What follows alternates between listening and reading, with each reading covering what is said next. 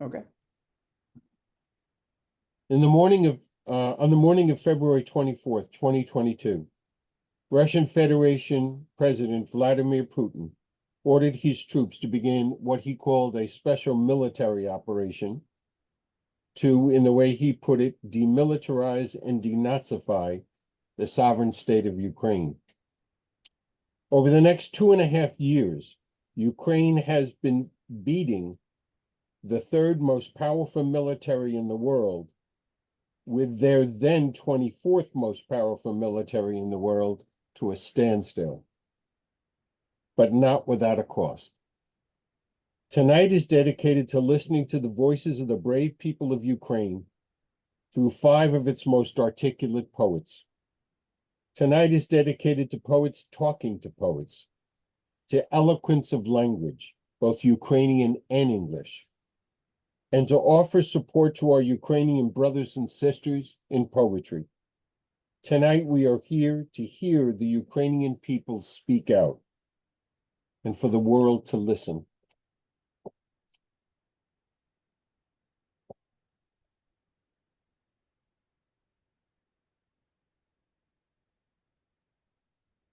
Since the purpose of Speak Out Ukraine is to share the voices of Ukrainian poets with the rest of the world, I decided to dedicate each of the 2 readings to a Ukrainian poet who can no longer share his voice, a poet who chose to give his life for Ukraine. For tonight's reading, I chose to dedicate this evening reading to Maxim Kreisov.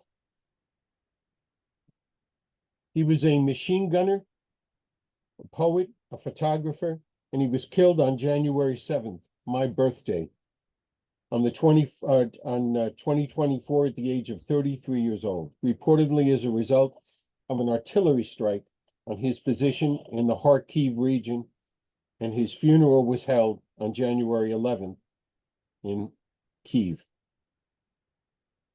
Kreitstov first volunteered for military duty soon after the 2014 Russian annexation of Crimea, but later returned to civilian life. When the Kremlin launched its full-scale invasion of Ukraine on February 2022, Kreitstov signed to fight. Upon learning of Kreitsov's death, one literary commentator wrote, "They are killing the best of us."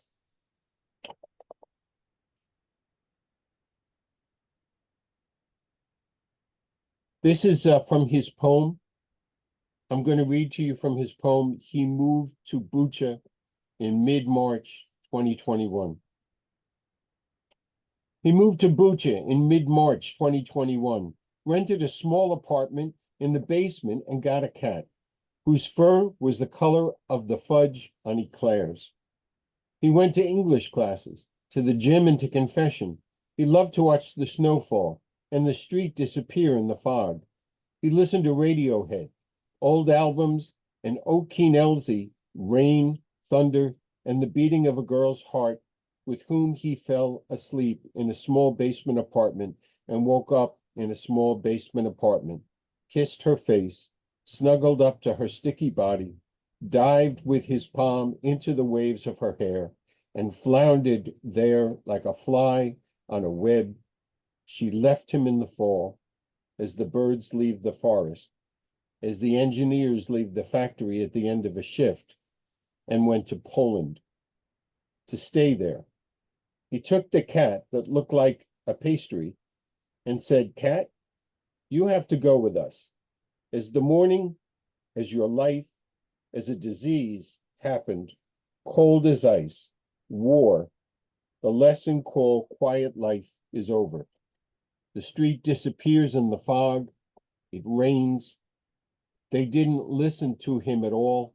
The cat ran out into the field, and his name is taken by the wind. On the cross, as if on an ID card, it is written, here lies number 234. Rest in peace."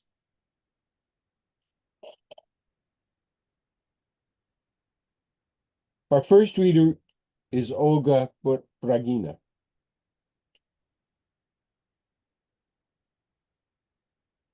Olga Bragina was born in Kiev in 1982. She's a poet, a prose writer, and a translator. She is the author of 6 books: Applications in 2011, Name Dropping in 2012, Background Light in 2018, Speech is Like a Flash Lamp in 2020, Prisms of Pleroma in 2021. It's a prose collection. Pelicans in 2021, and it's a novel. Water of Memory, Ukrainian Polish bilingual poetry book in Poland in 2022. She graduated from Kyiv State Linguistics University in 2004. Her works have appeared in various literary journals. Her translations of John Hay's poetry collection, Vanishing Acts, and Kate Farris's poetry collection, Ice for You, were published in Kyiv in 2018 and in 2021, respectively. Her poems have been translated into 22 languages. Olga Bragina. I shall read in Ukrainian, yes?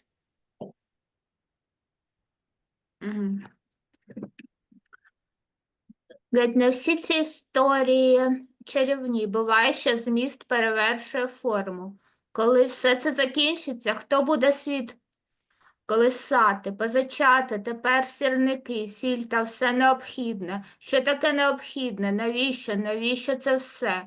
Ти не знаєш теорії, практика вже, як ілюзій, неможливості ілюзіон, коли все поза часом. Коли нас тут було не завжди, як колись, так напевне. Нас було неможливо, хоча й без змістовності змісту. Як ця вічна юрба, як ці очі на кожній зупинці. Ти не знаєш себе, то навіщо це тепер це навіщо? Майже кожна історія має закінчитись потім, і ніхто не спитає, навіщо і що це було. Як мережево слів тебе в нетрі колисок ловило, як мережево слів тобі все, що не буде, пробачить, що ти знаєш про світ, як забуде твоя колискова, що ніщо тут не здатне закреслити в світі тебе.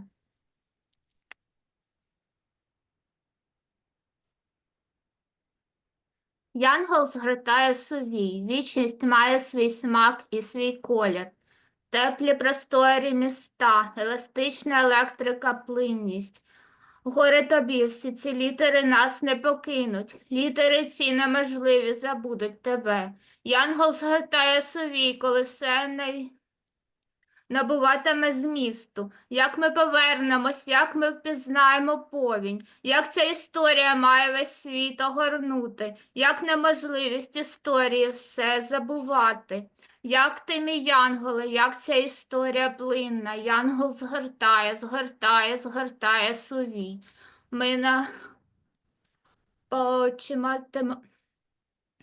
Ми полишаємо стіни колишніх будинків. Ми полишаємо стіни та все неможливо. Це не згадати. Ти пишеш на стінах на згадку, пишеш таке щось на кшталт. Ми тут справді були. Ти полишаєш навічно ці стіни. Зловісні, хто будував їх, хіба я, напевне, згадаю, навіть якщо все одно нас впізнати не можна. Ось твоє дзеркало, чи впізнаєш ти себе? Olga, are you reading them all in Ukrainian or Ukrainian and English? I prefer in Ukrainian. Oh, okay, fine.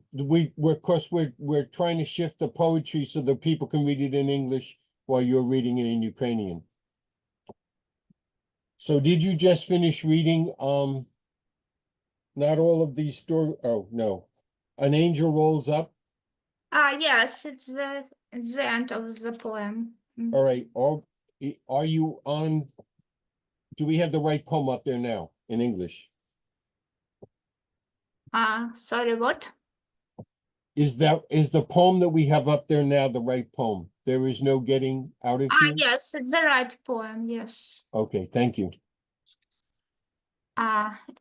Звідси не вийти нікуди, бо відстань для пострілу надто коротка. Війна після миру, навпомацьки тіло своє, шукати поміж схожих. Нас відрахували з усіх вишів історичної правди, вигартували в попілі сенсів. Візьми це серце, як доказ життя, не минає ось так. Звідси не вийти нікуди, бо діти малюють осінні плоди на білених стінах, осяйні простирадло думок, надбудова та базис.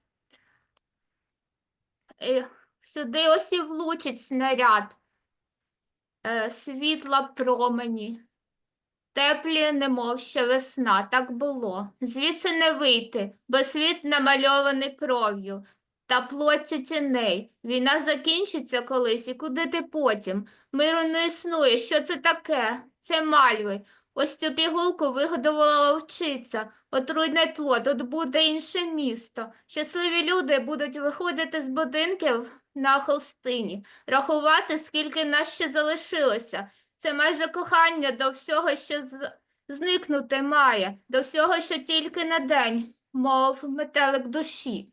Звідси не вийти нікуди, світ спіймав, роздивляється під мікроскопом, куди цю голку штрикнути, щоб цікавіше було, щоб у розчині барахтались, тіло пливе за водою, душа ці малюнки збудує, бо мала вона що залишити.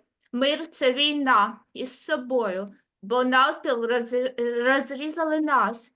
Ми не впізнаємо більше це місто, і в очі твої не дивитись. Це дзеркало бреше, що ти існувала, що там за фіранкою світ, теплий жовтень весни, що пульсує під шкірою.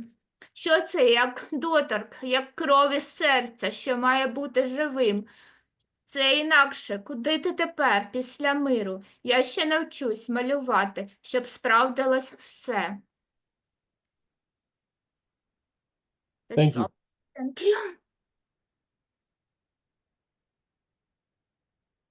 All right, our second reader is Oleksandr Panteliat.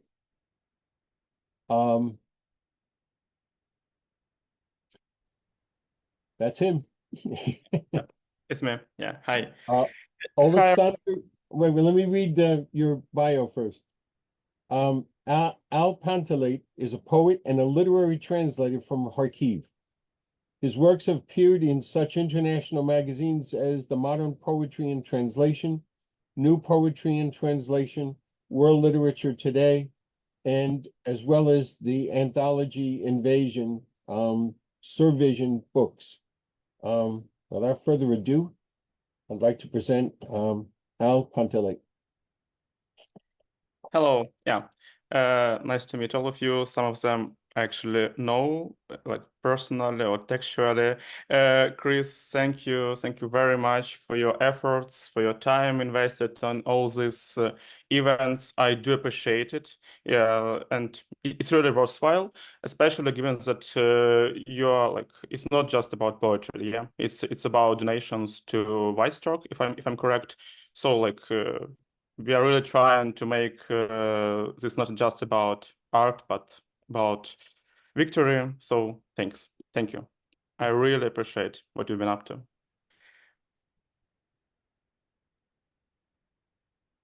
Okay. Yeah, I'm going to do that in English. I'll do my best. Yeah, actually, just so happens that all these three texts say all about cities, actually. It's about Kharkiv, Berlin, and Graz. So we'll see what happens. Memorial. Having fled the besieged Kharkiv, we stopped in a small town. I walked along the streets, and I saw something glimmer in the dusk. It was a memorial of the soldiers perished in the previous World War. A warrior, glittered from the top to bottom, was staring at me. Below him there was a list of the fallen, a very long list.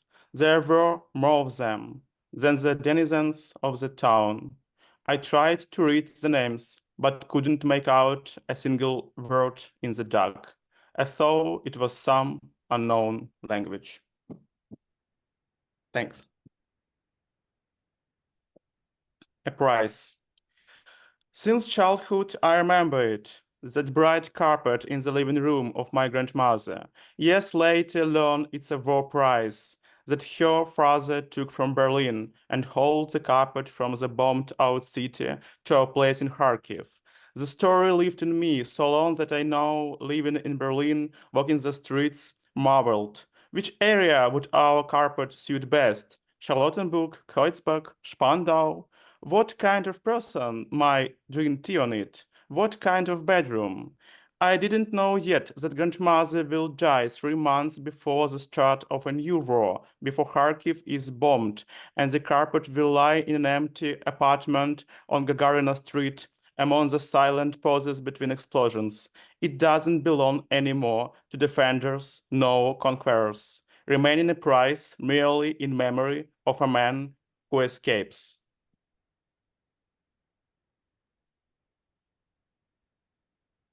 Thanks.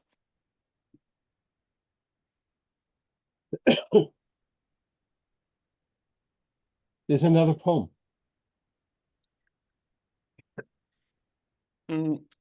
Basically, I might have another one, but I Yeah. can't see screen sharing. Yeah, there's a third poem, Claritas. Oh, it does. Okay. Let me have a look. Yeah. Okay. Yeah. Claritas. I'm listening to a Chechen refugee.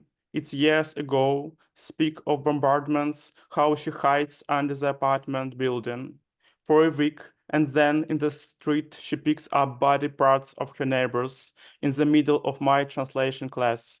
It's years ago. She can't speak hiccups. I'm trying to catch meaning in her tears. I remember this now. I'm crouching in a bomb shelter in Kharkiv with Claritas. I remember. There is no meaning. There were actually translations by Anatoly Krudovitsky and Ilya Kaminsky, whom I'm really grateful to, actually. Thank you. Thank you very much for your attention and your time. Thank you. The first poem you read, Memorial, I read that poem in Invasion, and it stuck with me for a long time. That poem is not the only one, but it's one of them that really stuck with me, the Memorial. The next reader we have, I'm not rushing this actually, if because we're good on time. So maybe what we can do is after we finish reading, if there's enough time, to go back and let people ask questions from these poets, if they wish. The next poet is Ostap Slyvynsky. Did I say that correctly? Slyvynsky? Yes, almost. Slyvynsky. Yeah, basically. Slyvynsky. Correct. Okay. Ostap Slyvynsky is a Russian poet, translator, essayist, and scholar. Ukrainian. Oh, I'm sorry. Did I? Oh, geez. Ostap Slyvynsky is a Ukrainian poet, translator, essayist, and scholar. He authored 5 books of poetry. What a mistake to make. As well as the Dictionary of War 2023, a documentary book based on the testimony of participants and witnesses of the Russian aggression against Ukraine. His books have been published in the USA, The Winter King, Lost Horse Press, 2023, Germany, Poland, the Czech Republic, Bulgaria, Slovakia, and Macedonia. Ostap Slyvynsky is associate professor at the Department of Philology, Ukrainian Catholic University in Lviv. He is the editor of the bilingual Ukraine-Bulgarian anthology, Ukraine Poetic Avant-Garde, 2018, the anthology of contemporary essays, The Ark, named Titanic, 20 essays about humanity of AD 2020 in 2020, and the anthology of modern Ukrainian poetry among sirens, new poems of war in 2023. Ostap Slyvynsky initiated and or participated in several human rights actions and campaigns in Ukraine, including public relations in support of Oleg Sentsov in 2018 to 2019, and Solitary Words, a campaign in support of Crimean Tatar journalist illegally imprisoned in the occupied Crimea and Russian Federation since 2021. Since 2021, he organizes PEN Ukraine's festival, Propsy, the writings, aimed at novice authors. He was elected the vice president of PEN Ukraine in 2022. I apologize for that mistake. This is Ostap Slyvynsky. Thank you, Chris, for this introduction and for inviting me to be a part of this event.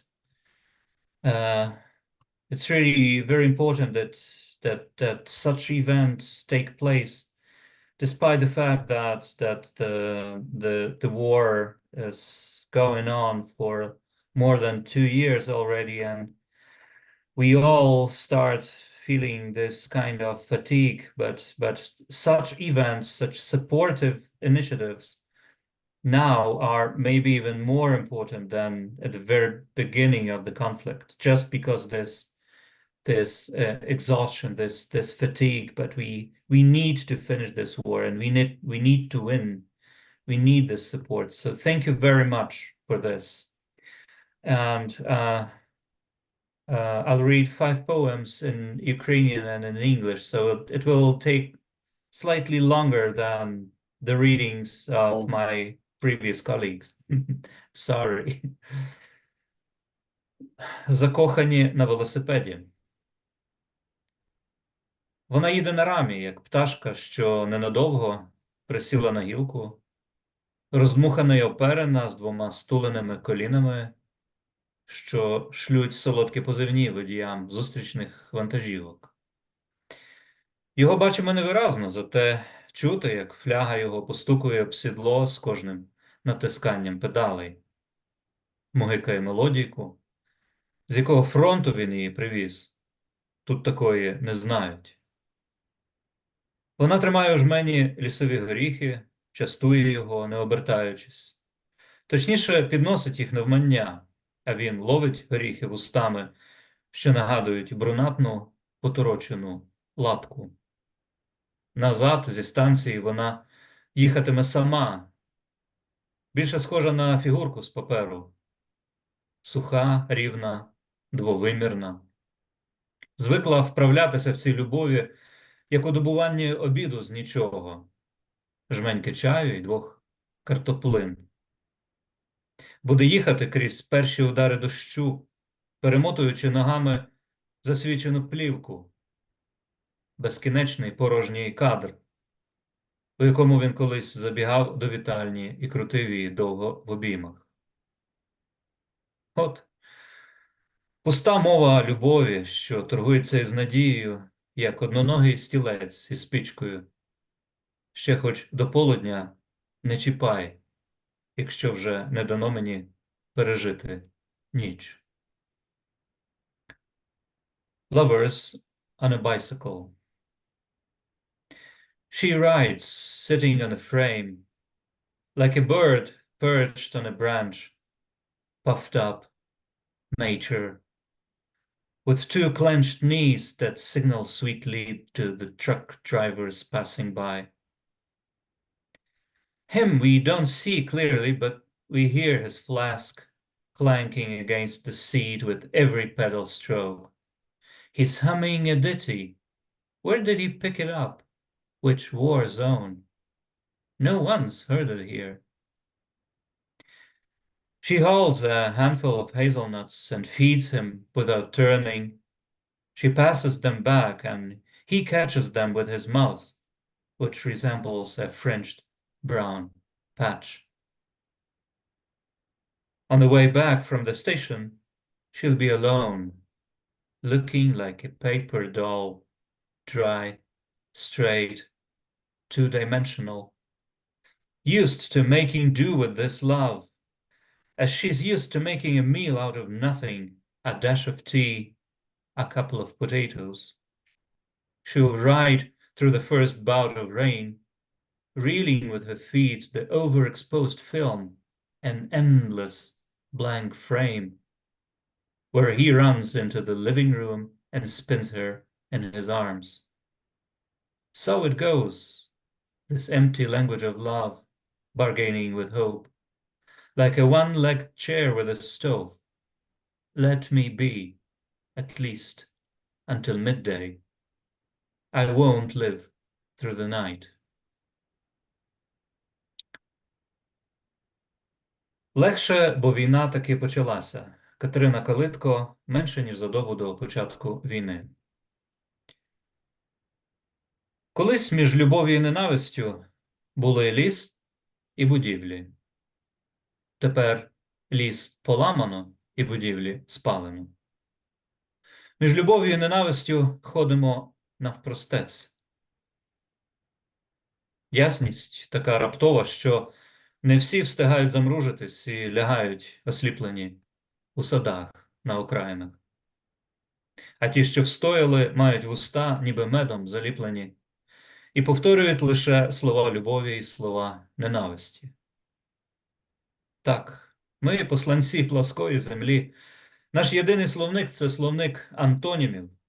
Вибачте, всі, хто чекає від нас нюансів, хто приїхав сюди робити кольорові фото, ваші зусилля підуть намарне, як намарне пішли вінки наших надій, роки збирання каміння, розмови за низькими столами на ясно освітлених сценах. Вибачте, ось наш рентгенівський знімок. На ньому кості і плоть. Іншого нині з собою не маємо. Between hate and love, once a forest, towers, and houses, houses. No trees now, fire, fire, no buildings. Between love and hate, see us, we walk upright. Clarity is so instant that not everyone remembers to shut their eyes. Many lie down, blinded, in the gardens on outskirts. Those who remain see their lips as if by honey sealed, repeating words of love only and hate. Yes, we are envoys of flat earth. Our only vocabulary is antonyms. Those who wait for nuances from us, those who arrive here to click color photos, forgive us. Your efforts will go waste as all our gathering of stones, all our public panels at the loud table lit by the lights of the stage. Forgive us. Here's our X-ray, skeletons and skin. We carry nothing else at the moment. 1918. Навіть від розривної кулі, буває, лишається тільки цятка. От із тієї війни пам'ятаю лише, як в один з останніх днів кінь випав на закруті з платформи вузькоколійки.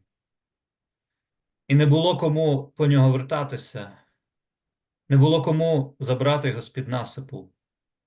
Малі годували його травою, а він лежав із поламаними ногами і матовим оком, чорний, чорний, як знак, що ним ніч, відступаючи, мітила шлях для ночі, що мала прийти за нею.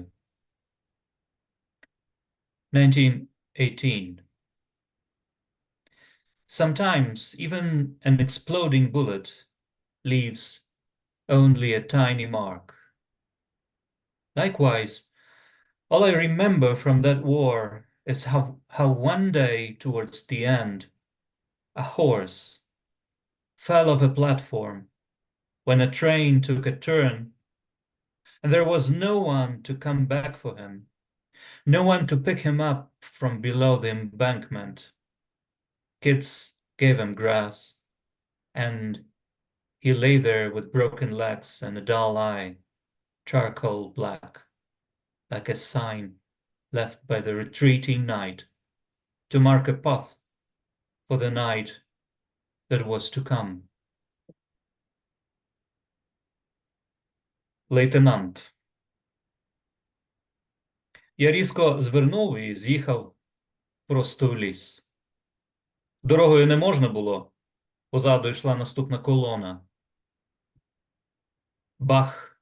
І вогонь відступив, щоб замить нас обняти.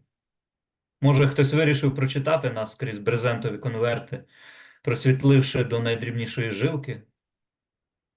Хто вірить у рівновагу подій, хай вважає мене справедливо покараним. Дезертир? Головешка, який незручно показатися лікареві, кохатись при світлі, до того ж ніколи, удруге. Заслужене посміховисько, дурний дядько для дітей з родини, який дозволяє собі напиватися. Іде з найменшими в сад, коли їх виганяють погратися. Сам із майбутнім, заткнутим кольоровим шматтям і розпоротою ковдрою. Приклад ні для кого. Кручусь на стільці, ніби у мене вселився дух. До вікна день, до стіни ніч. Ідеально круглий, з діркою посередині. Lieutenant. I turned abruptly and drove down into the forest. Couldn't take the road. Another convoy was right behind us. Bang! And the fire receded, only to enfold us again the next moment. Maybe someone decided to read us through the tarpaulin envelopes, illuminating every tiniest vein. Those who believe in the balance of things can consider me justly punished. At certain. A man burned to a cinder, embarrassed of showing himself to a doctor, of having sex with lights on, and more than once. A veteran laughingstock. A dopey uncle for the kids in the family who lets himself get drunk, who accompanies the little ones when they're kicked out to play outside. Alone, with a future stuffed up with the colorful rags and a tattered blanket. An example to no one. I spin in a chair as if possessed by a spirit. To the window it's day, to the wall it's night, perfectly round, with a hole in the middle. Аліна. Танцювала, бо вечори ще теплі, і світ закручувався, як килим після міського свята, і були світла над червоним листям. Танцювала, бо хотіла повернутися і знала, що уява не воскресить речей. Танцювала, бо хай краще тіло пригадує. Так прокинулася, так засинала на вогкій палубі, так чекала, доки повантажить речі. Так бігла за клаповухим псом, якого не хотіла їм залишати. Танцювала, бо немає вже місць, штампів, зворотних адрес, банків, комендатур. Немає вулиці, водяної помпи, недофарбованого паркана, мильничок, щіток. Все в одній рухомій точці, такій стиснутій, ніби зап'ястя, в якому зібралась вся кров. Аліна. She danced, since evenings were still warm, and the world was being rolled up like a carpet after a city festival, and lights sparkled above red leaves. She danced, because she wanted to turn back and she knew you couldn't resurrect things by imagining them. She danced, because it's better to remember with the body how she woke up, fell asleep on a wet deck, waited for things to be loaded. How she ran after a floppy-eared dog, not wanting to leave it to them. She danced, because there are no more places, stamps, return addresses, banks, municipal headquarters. No more street, water pump, half-painted fence, soap dishes, brushes. Everything is in a single moving point, so compressed as a wrist where all the blood has gathered. Thank you very, very much.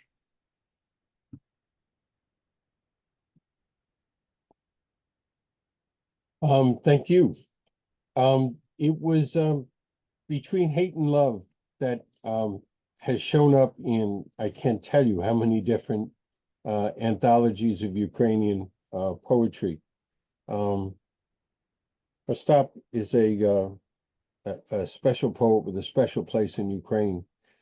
I do want to mention one other thing about a poet and a writer whose name is Sergei Jadin. He is, if I'm not mistaken, from Kharkiv, and he's 49 years old, and he is probably one of the best known writers outside of Ukraine. If I can remember rightly, 16 books of poetry, 6 novels, a few plays. At any event, he decided about 2 months ago, when Kharkiv was being bombed, that it was time to defend his city. So at the age of 49, he enlisted in the military, and he's out on the front. I was thinking about dedicating this to him as well, and that he stays safe. Our next poet is Oksana Yefinemko. Yeah, that's right. Hello, everybody. Thank you. Oksana? Nope, wrong. Yeah. Here you go. Yes, here I am. Oksana Yefinemko was born and based in Kharkiv, Ukraine. She is a poet and a translator. She is the author of the poetry collection For the New Night, and her work has been featured in various literary periodicals and anthologies published in both Ukrainian and in English. Oksana has received several literary awards and has participated in numerous literary festivals. Oksana.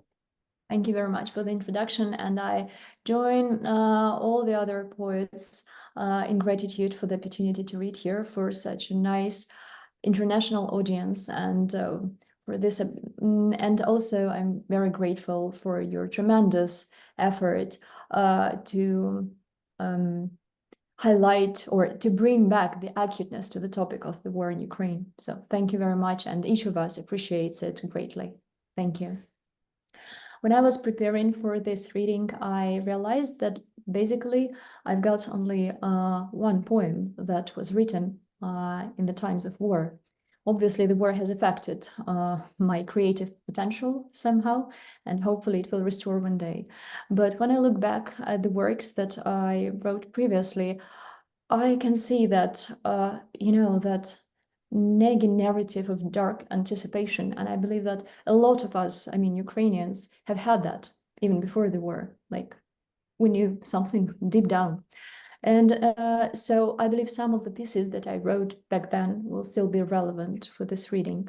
And I will start off with the one poem that I wrote in the first month of the war, that is called Into Darkness. I will be reading in English today. I'll go into darkness. I'll go into silence. The eyes of earth trampled underfoot, the subdued gunpowder of thoughts. Look back at me in the crowd and comprehend your forgiveness. Hear my prayer and your detonated love.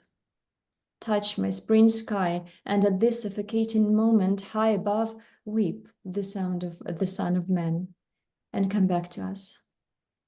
I'll go into darkness. I'll go into tightness between the cold walls and the strength of a human body in clay. I'll wait for you, the missing one, like a mother waits for a word. I am a black grain sprouting in the eye of the earth and stretching towards the spring sky. Thank you very much. A lot of us Ukrainians have lost something in this war, and I'm not even talking about losing close ones, which is the most tragic event that can happen, and it happens every day to many of Ukrainians. But I also speak about losing our the way we think, the way we live, the way we comprehend ourselves. So, my next poem is called Requiem. Candles are lit one by one under the ice, and a glass banner has been raised to your eyes. Candles burn out one by one under the ice. Silhouettes bend over the cradle, while shadows of winter trees darken your cheeks. All they've told you or whispered in your ear will deprive you of your right to cast one last glance. So you step on the ice without looking back.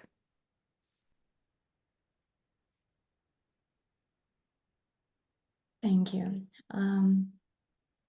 If we speak about cold, we always try to fight it off, right? So we light fires, we put on sweaters, we drink hot milk, but sometimes cold can be a state of a soul, which is solid, protective, and beautiful. So my next poem is called The Third Landscape.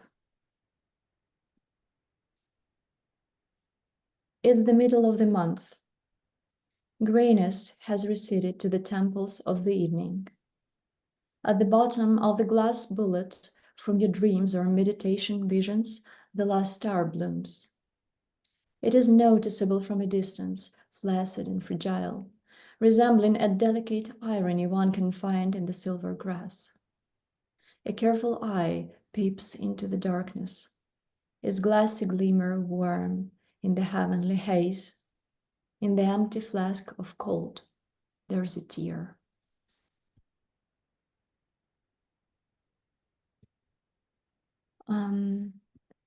Now, the next poem will be about time. And you know what they say, that time is a healer, right? Time heals. But is it always so? Especially if we speak about a sick person that doesn't get proper treatment, or about a country at war. Time makes a disease or a conflict chronic, less noticeable, mundane, and boring to everybody around. So basically, in terms of war, time can be a weapon, and basically it is a weapon. So my next poem is called Clocks. The clock chimed, and time has become dreary. Sunshine hides inside the clock. My friend wipes his eyelids silently, blinks as though he has just woken up, and tries to smile, as if the sound hasn't affected him, as if he's been gaining time to get 10 years ahead of us, and so forgot to look at the minute hand that stabs the heart, forgot to make his ear hear the guns that shoot at the heart, as if he doesn't know exactly why he's here with me, as if he's just arrived, as if time doesn't bleed profusely, and I can hear and see everything, but won't tell him.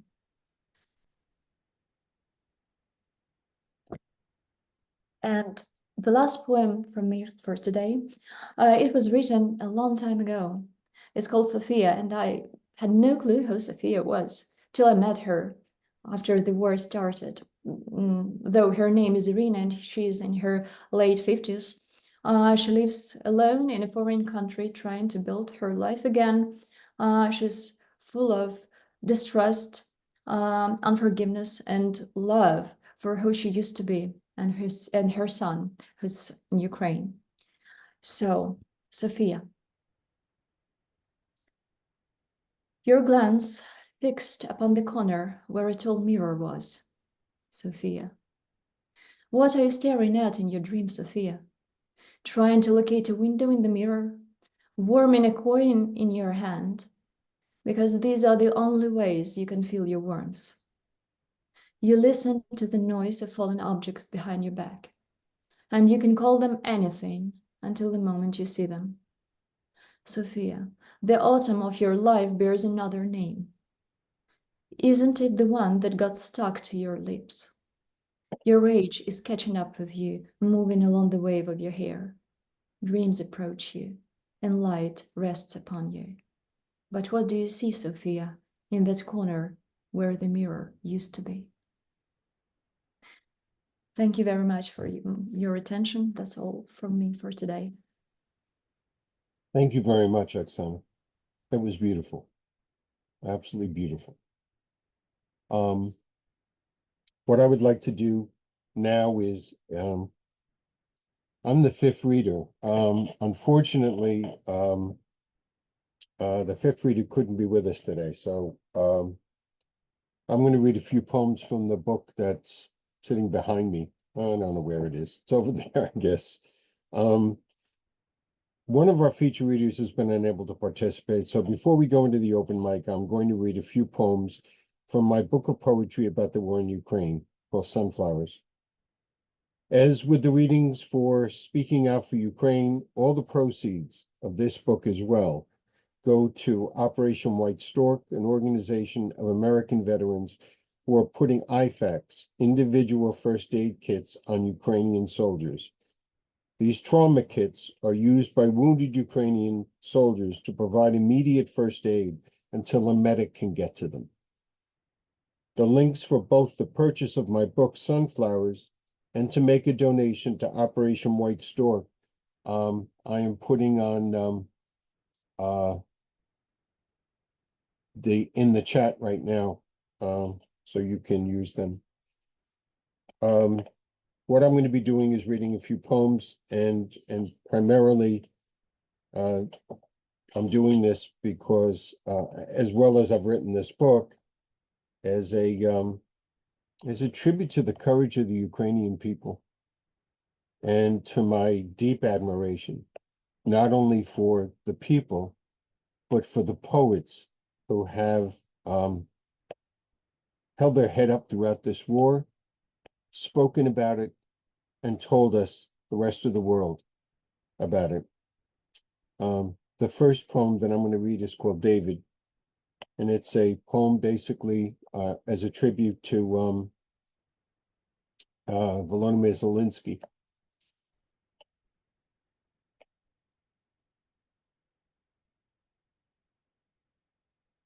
David. Ukraine, Psalm 73. Lord, lend your heart to our distress. Invaders, foul and merciless, aim to destroy our homes, our borderland. They've set your sacred ground ablaze. Where you reside has now been razed. Our cities, once our pride, no longer stand. Give not the vulture the life of the dove. Be always ever mindful of your people's fate, forever in your hands. Lord, do not betray our sacred trust. Protect this land you gave to us. We wait, O Lord, to act at your command. Some say he stood 6 cubits tall, some said 4. Some called him a Leviathan. Some said he wore a helmet of the purest brass, a coat of mail that weighed 5,000 shekels, covered all in scales. The staff of his spear was like unto a weaver's beam, his head 600 shekels, or so it seemed. And when he rose to stand, his body blocked the sun. He bellowed, "Who will fight me, 1-on-1?" A shepherd boy rose too, to take a stand. No weapon, but a slingshot in his hand. This shepherd boy, who once had faced a bear and drove the vicious beast back to its lair, defied his brother's order to go home. I don't need to leave. I need 5 stones. What kind of shepherd fails to shield his flock?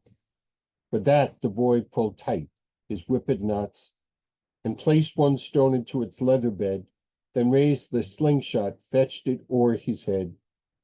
The stone flew through the air, its target found. It creased Goliath's skull and brought him down. That boy still plays his harp, his secret chords. The psalms he sometimes sings still please the Lord. The second poem is called Skeletons in Black and Brown. I wrote this after the bombing of the city of Mariupol. And I want to also tell you that the illustrations you're seeing are by Lithuanian artist Beata Korkul, who lives in Kyiv and generously allowed me to use her artwork in this book. Skeletons in Black and Brown. They stand, silent, abandoned, like so many soot-black, jagged teeth, set in a line in broken rows, shattered jaws, shadows against a broken sky. Mariupol. The names sound dread in the ears of those forced to hear them. Kharkiv. Condemned prisoners bound and fried execution style by missiles fired from distant guns. Lysychansk. After each execution, nothing stands but skeletons, black metal girders, poking out of shit-brown ground, concrete debris, porozhny, empty. The third poem is called Yevgeny, and the poem is based on a video I saw of a mother who discovered his son's body stuffed by the Russians down a drain head first 3 weeks before. He was discovered on April 10th, 2022 in Bosova on the outskirts of Kyiv. Had you lived around here, I'd have called you Eugene, but you weren't from here. You lived in Ukraine. Your name was Yefheny, and you were just 23. You weren't a soldier. You lived with your mother, but you bravely stepped forward to guard your town, Bosova, from the reign of Russian terror on the outskirts of Kyiv. Your mother searched weeks, shifting through piles of rubble until in that rubble she saw orange tags you proudly wore on your brand new shoes. She knew it was you. You were wearing those shoes when they stuffed you head first into that open sewer and left you to rot so many weeks before. As they dragged you by your ankles from that filthy dark hole, it took 4 men to hold back your mother from the body of her son, whose name was Yevgeny. In Ukraine, Yevgeny means noble, well-born. The next poem is called Afternoon. It's from a group of poems that I wrote, 3 parts of it, called A Day in the Land of the Invincible. And this is the afternoon, and it's a story of 3 Ukrainian teenagers, by the way, whose names are the names I use, and who suffered as a result of the war. Andrei, 15. My name is Andrei. I'm 15 years old. In the middle of March, we were forced from our home in Chernihiv, in northern Ukraine. The car we escaped in had hit a landmine. I was thrown from the car, both my legs broken. Helpless, I watched as my mother burned alive. I lay here now on a hospital cot. Doctors pinned my bones into place, still helpless and now all alone.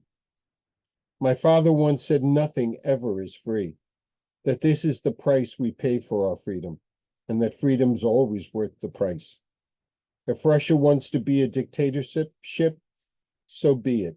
They can be whatever they want to be, but they certainly won't have me. The second part of this poem is Vashislav, 17. After the blast, I opened my eyes. My mom was lying near me on her side. She looked over at me, smiling, and said, "I'm fine." That was the last thing she said. She died. I sat with her body for a very long time. I couldn't believe she was no longer here. Once the medics arrived, I left her, went home. I was head of a family now with 4 children to rear. Ruslan, 26. In 2021, in a village near Pinsky, in the suburbs near Donetsk, I stepped on a landmine and lost both my legs. The army released me. I'd never walk again, but I promised my people that I would return. I spent 12 months in 3 different hospitals in endless rehabilitation until I was fitted with prosthetic legs. It took all of that year for me to learn to walk again. On the 24th of February, in my home on Konotop, I got a call in the morning from my battalion commander. Finally, received my orders. I will go back to the front. And the last one, called Blue and Yellow. Canopy of cloudless cerulean sky wraps around the borders of Ukraine. Wheat, corn, and barley and sunflowers wrap the land in fields of golden grain. Blue and yellow wrap around soldiers. Blue and yellow wrap around shoulders. Blue and yellow wrap around sunflowers. Blue and yellow wrapped in the wind. Thank you.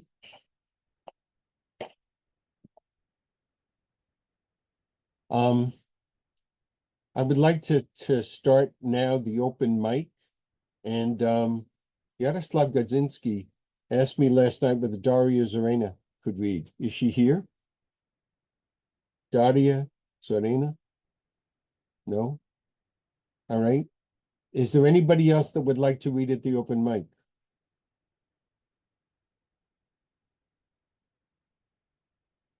Okay, I'm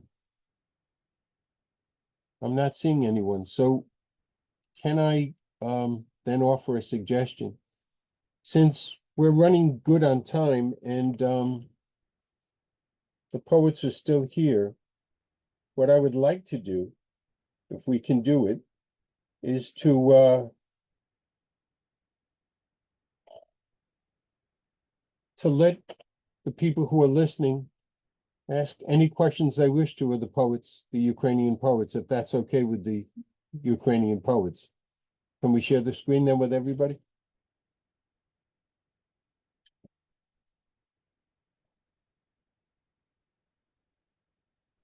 If I may, can you hear me? I wanted to ask Ostap, in one of your poems, can you hear me all right? We can, yes. Thank you. In one of your poems, you had a line that said, "Those who arrive here to click color photos." I was wondering who you were referring to. Was that anything in particular or imaginary or?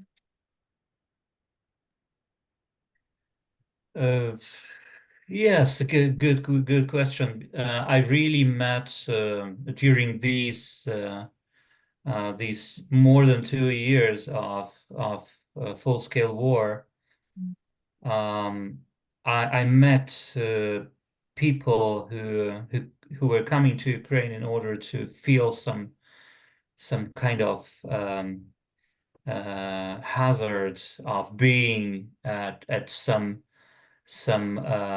dangerous some dangerous place. It's some very popular, very widespread phenomenon in the contemporary world, which can be called disaster tourism.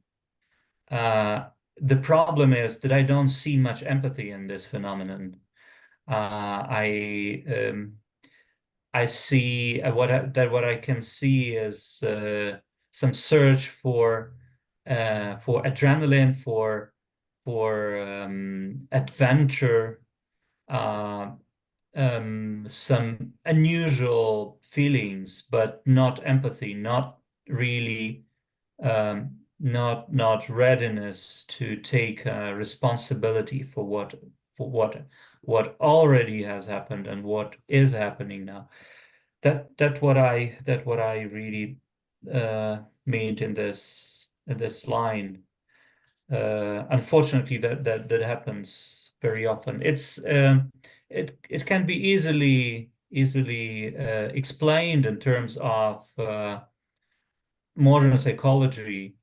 There is even a syndrome which is called mean world syndrome, And it's based on the fact that we somehow start feeling better when we understand and when we are aware that there's someone who is in a worse situation, and physical physical coming to these the places where something terrible happened, helps some people feel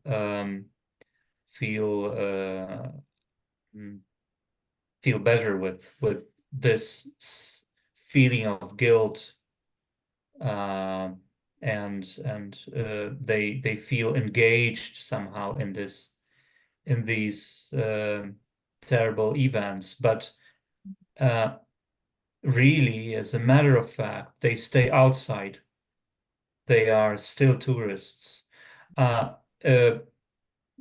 have to admit that I met much more people who are really ready to take this responsibility and are ready to help and who feel real empathy. It's a vast majority of the people, of those people from the outside whom I met in Ukraine during these years. But we are different. All people are different. So this is probably an answer to your question. Yes, yes, it's a very good answer to a very complex phenomenon, I think. Sociological and emotional and psychological. So thank you for that. And thank you to all the Ukrainian poets.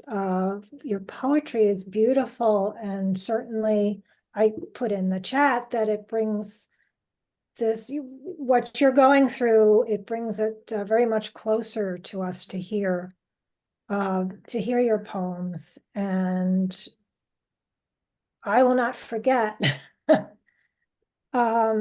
all of your poems, the feeling that it gave me for a long time. So, and I do wish you all to be safe and well, and that this will come to a satisfying conclusion. And Ostap, also, you did mention that you're hoping to come to the States at some point.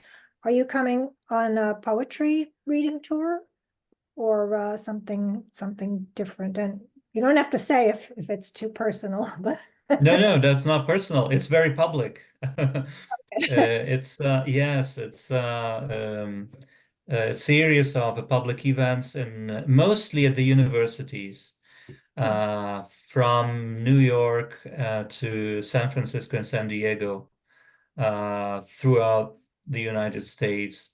I think I have 8 or 9 universities on my list, including Michigan University, Chicago, Harvard, Philadelphia, New York. And it's a poetry tour connected related to the presentation of my recently published poetry book in English. It was published by a small publishing house, Lost Horse Press. They launched a series of Ukrainian poetry. It's a very, very important thing. I think it's really a very, very valuable initiative. I think my book will be 11th or 12th in this series, and so it will be kind of presentation tour. And also the second book, which I cannot consider my personal, though I was the compiler of the book, editor and compiler. It's called the Ukrainian Dictionary of War, and it's not poetry, it's a documentary book consisting of the short monologues of the Ukrainians who experienced war in different ways. Very many voices, the voices of almost 80 persons, short statements, monologues under one cover. And it will also soon be published by the Law Source Press in English. So Okay. well, if you are somewhere around these places that I mentioned, I would be really very happy to meet you in person. And I invite you from out of my heart, and will be very happy to see you there. Ostap, there's one place in New Jersey. Would you add another visit to your, if I can get that college to invite you there? Oh, good idea, Chris. Yeah, Good because idea, but it's in Central Jersey, and the woman that runs the program is a Romanian poet named Mahela Moscolia, and she is a friend of Ilya Kaminsky's, and it would be great to get. And Brian here is also a graduate, as well as both my master's degrees in writing are from Monmouth University. So what I'd like to do is see if I can get Monmouth to invite you, if that's all right. we can try. The program is already packed up, but maybe there will be some slot for such additional events. So maybe I'll just give you a contact to a colleague who plans all the program, creates all the the logistics of the tour, and you can contact her and make this proposal, and probably you'll be able to make it happen. Thank you for the idea. Oh, not at all, because it's right in the middle of Central Jersey. And New Jersey is one of the 5 most populous states in the United States. So in other words, it would you get a good audience, particularly among the college and graduate students. And I'd be able to pay up on that lunch, or that dinner rather. So what I wanted to say also is I wanted to know whether the tour was through Penn Ukraine or Penn America.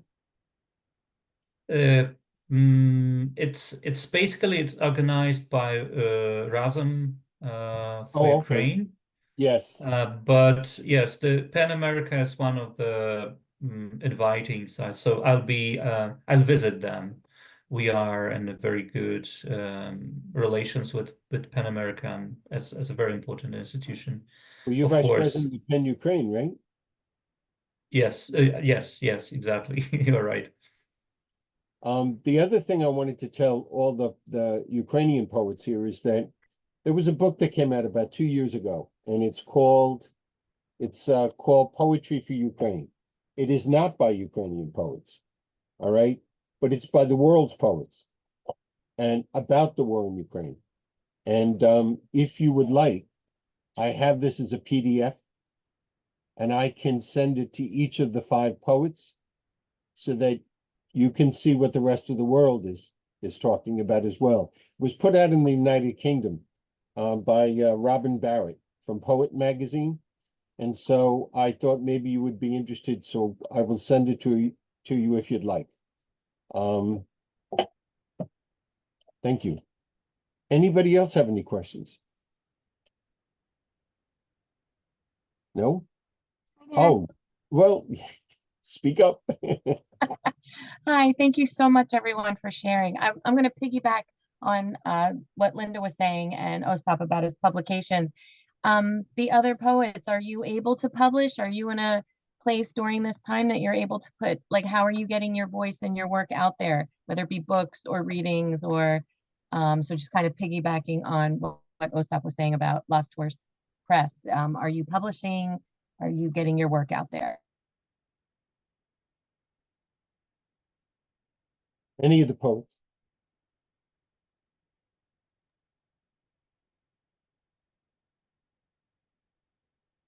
Al, are you able to publish in Ukraine?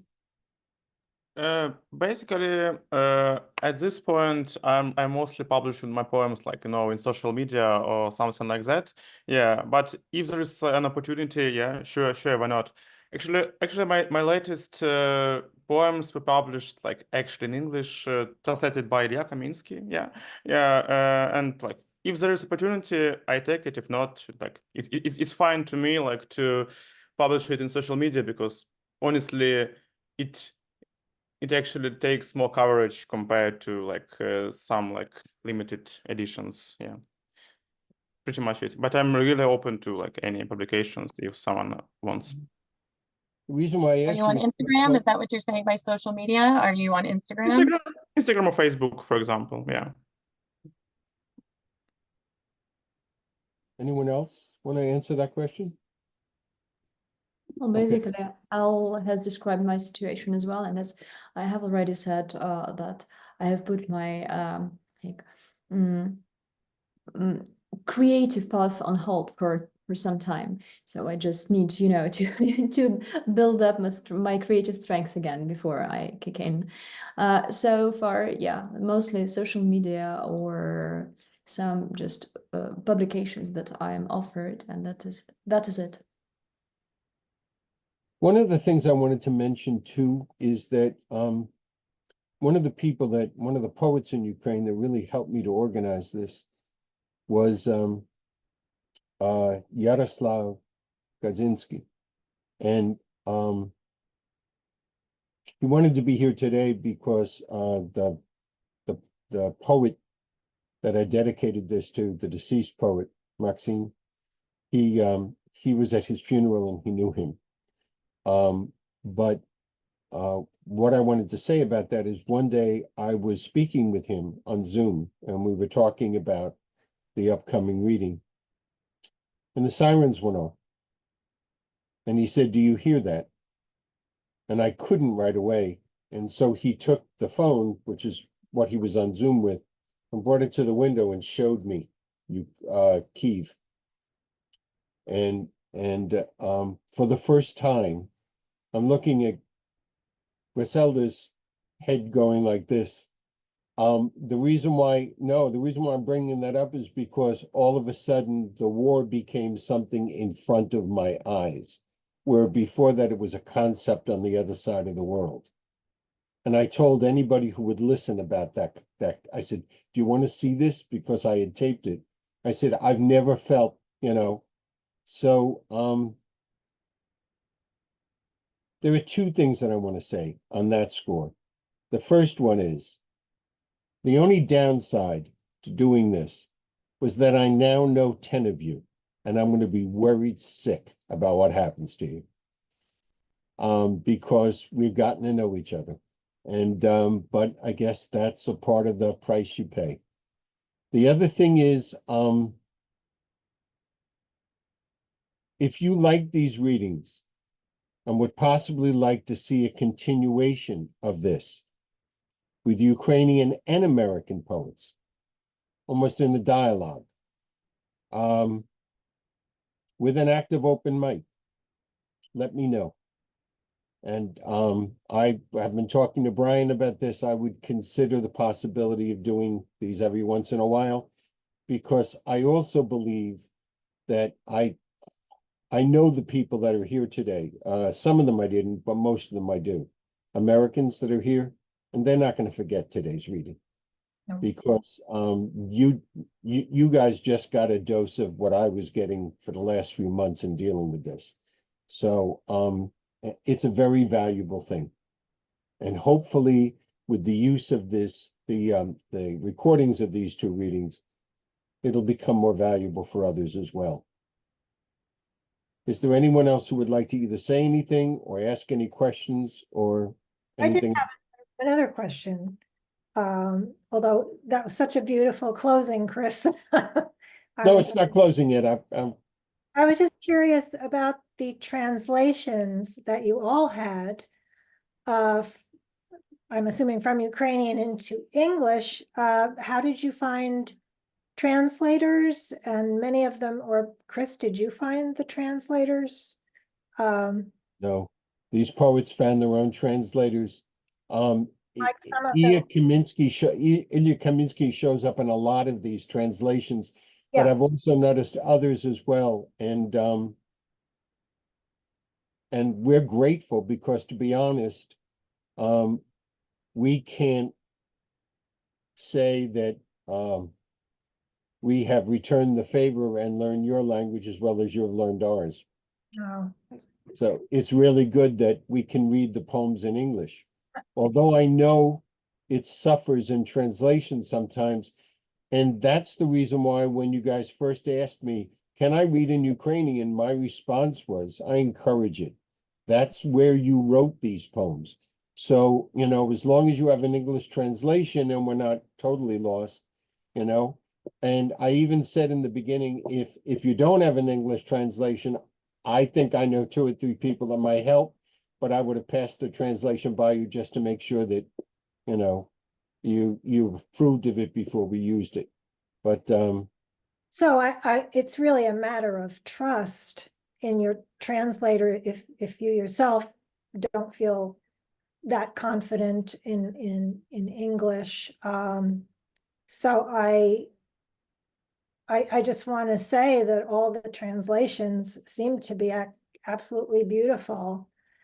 And I think communicated it certainly what it seemed like, it just seemed like it was the expression from the Ukrainian as well. I don't know, I'm not putting this well, but I think that I really appreciate that you went to the trouble of finding a translator to translate your poems into English, since I don't know any Ukrainian at all. And, I would have much preferred to understand your Ukrainian firsthand. But I felt the translations, they felt very effective to me. So hopefully your trust in the translators was well placed. So. May I add something to this observation? Yeah. There was even among those translations that I read today, there's the one which I consider as better than the original. It's Ilya Kaminsky's translation, which sounds slightly different from the original, but I love it. I love the fact that he created the separate creative work as the separate text, which it's still in some relations with the original, but it's a separate. It's an absolutely self-sufficient poem, and I consider it I feel it as